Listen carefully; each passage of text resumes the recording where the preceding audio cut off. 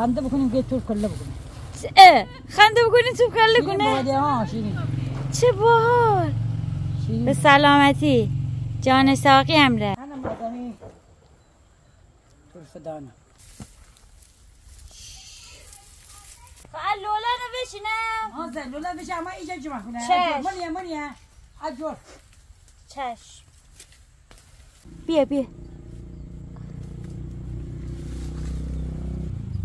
من خواهیم بدونم واشن چرا پیلدانی را خاله میقدر اندر باش. ها زن ها چند بوده مامان؟ من نکنم واشن گیاهان دارویی چیزی زیده من نانی میری خور.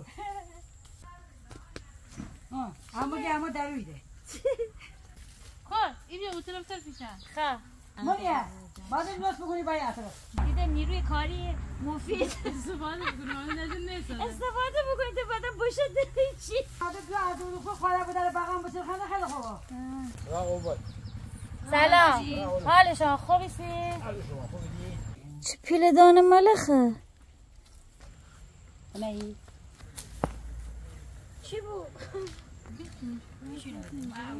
زکان ام ملخ من خیلی ترسنده دستکش هم را من بگیفتم. ملخ چی بود؟ نیکو بود. ببوش بوش.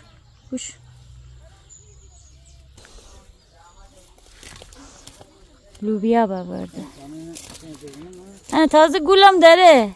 جفریان پارسال بکشه دانه کدوم داره؟ دانه بگو دانه. الان دفیوی دوباره تبیله. واش پاشانه کندن داری؟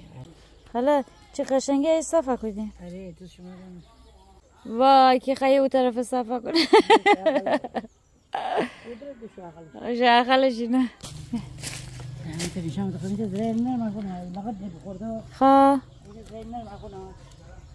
بعد دانه فکنیم هیل دانه یعنی گشنیز.